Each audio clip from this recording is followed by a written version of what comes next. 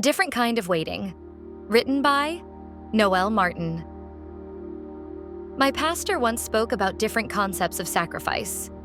While some associate waiting with statically letting time pass, there is a contrasting concept of a living sacrifice that implies that, well, there's living to be done. Consider Psalm 27, 13-14. I believe that I shall look upon the goodness of the Lord in the land of the living. Wait for the Lord. Be strong, and let your heart take courage. Wait for the Lord. Repeating "wait for the Lord" helps drive the point home, but also notice the reference to living in the waiting. This kind of waiting requires strength and courage, like warriors ready for battle. Remember Gideon in Judges 6-8? His family boasted no privilege or great family name. In fact, when God called, Gideon protested that he was the smallest of the small. Neither he nor his family retained much importance in a nation whose significance was dwindling so rapidly that they were scrounging out a living in caves and cliffs. Constantly harassed every time they planted a crop, Midianite raiders rode in and trashed any bounty prior to harvest. Life was hard. In his grace, the Lord calls Gideon to first go burn his father's idolatrous tools and then go fight for Israel. Yet Gideon is afraid. Though he doesn't initially seem to reflect the moniker Mighty Warrior, 6:12, he does eventually rise to his calling and face the enemy. Gideon begins with 32,000 men, nearly twice the seating capacity of Cynthia Wood's Mitchell Pavilion. But the Lord sifts them. You have too many warriors for me to allow you to defeat the Midianites. As it is now, the people of Israel would just deny me the credit and claim they had won the victory on their own. Judges 7:2. He directs Gideon to allow any who are fearful to go home, at which point 22,000 depart the ranks. God sifts the remaining 10,000 by observing their drinking habits. He keeps those who stand to drink with cupped hands and releases everyone who kneels to drink.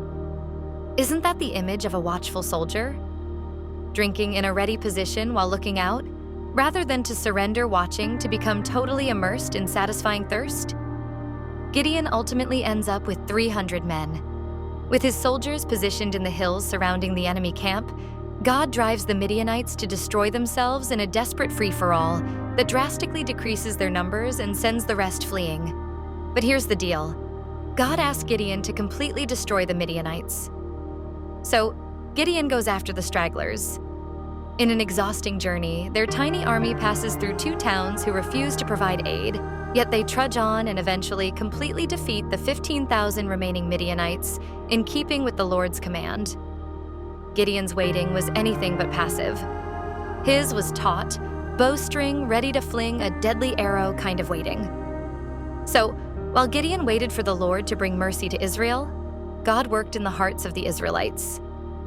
In light of this, the call for courage in Psalm 27:13-14 makes a lot more sense. Remember Russell Crowe in the movie Gladiator, 2000? The movie begins amidst the final battle of Caesar Marcus Aurelius. Although successful, the music cues in this bloody, brutal battle indicate that the general, framed center screen, is terribly tired of the business of war. Following the battle, this sentiment becomes clear. When Caesar asks how he can reward Rome's greatest general, Maximus plaintively requests leave to return home. "Ah, home," echoes Caesar. It is not an answer. Fast forward in the movie. The general becomes a slave, then a gladiator, and pretty much behaves like a general again while leading gladiators in a staged battle of Carthage in the Roman arena. Before the mock battle begins, the general directs the gladiators to behave like soldiers who want to survive. They stand tightly together, knotted in the center of the arena with shields out as chariots armed with deadly spikes race in ever-tightening circles about them and quickly kill any stragglers. All the while, the general is yelling, "Hold! Stand as one, hold!" The waiting is intense. A dangerous enemy with real weapons aims to hurt, aims to destroy peace, security, and a sense of purpose, and ultimately aims to destroy life from the living. Similarly, in times of intense waiting for the Lord, be strong, let your heart take courage, and wait for the Lord. Stand tightly with the psalmist who shouts from the center, "I wait for the Lord, my soul waits, and in his word I hope. My soul waits for the Lord more than watchmen for the morning, more than watchmen for the morning.